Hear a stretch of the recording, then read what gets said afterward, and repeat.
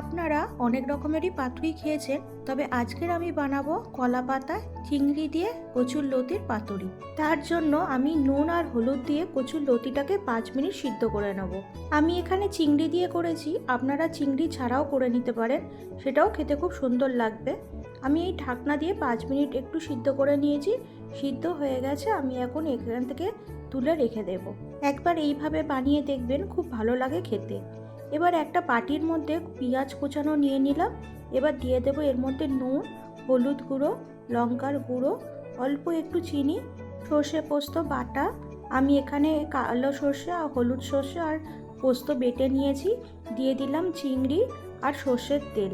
সর্ষের তেলটা অবশ্যই দেবেন, খেতে তাহলে খুব ভালো লাগে।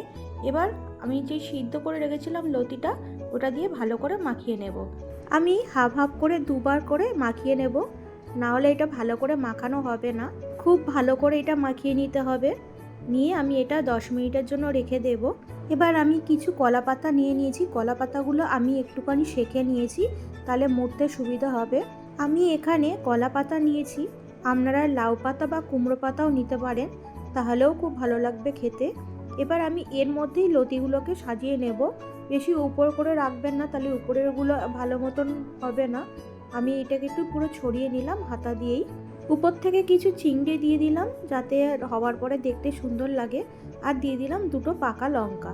এবার কড়াইটা নিয়ে তার মধ্যে দিয়ে দেবো অল্প একটু সর্ষের তেল। আর আমি এটা ভালো করে বেঁধে নিয়েছি ঢাকা দিয়ে। এবার এটা 10 মিনিটের জন্য হতে দেবো একটা পিঠ। 5 মিনিট হয়ে গেছে, আমি ঢাকাটা খুলে এর মধ্যে থেকে সুতোগুলোকে সব খুলে নিলাম।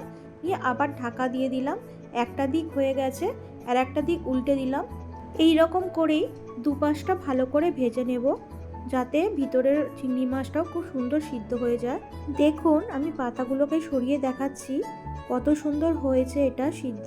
ঠিক এইভাবেই একবার বানিয়ে দেখবেন, খেতে খুব সুন্দর লাগে। রান্নাটি কেমন লাগলো অবশ্যই জানাবেন।